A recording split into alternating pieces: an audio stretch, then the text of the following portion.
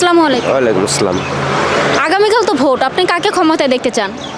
আসলে প্রকৃতভাবে যে সুন্দরভাবে দেশ চালাবো তারই আমাদের দরকার। এখনকার কে হারলো কে জিতলো এটা আমার দেখার বিষয় না। এখনকার যে দেশ সুন্দর করে চালাবে তারই আমার দরকার। এখনকার ভোট কারে দেবো না দেবো এটা এখন আসলে এখনো মন থেকে প্রকাশ করতে পারি না। মানে যারাই দেই সেই তো মনে করেন যে নীতির ঠিক রাখে না, তাই মনে করেন যে এখনো আমি স্থির হই নাই যে কারে ভোট দিব। আচ্ছা, যাকেই ভোট দেন না কেন তাদের থেকে আপনি কীরকম সুযোগ সুবিধা চাচ্ছেন?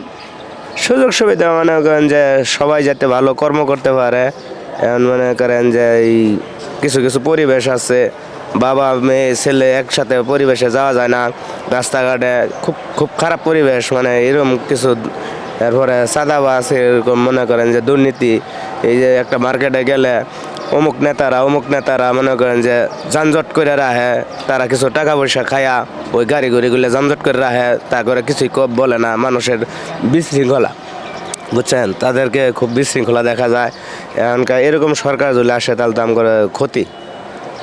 ঠিক আছে। আপনার দলীয় কোনো দল পছন্দ আছে?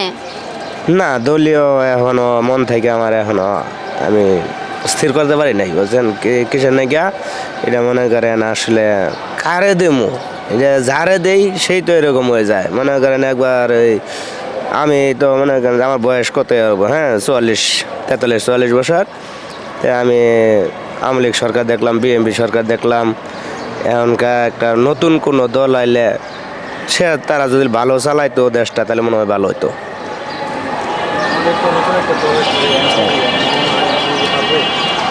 এনসিপি?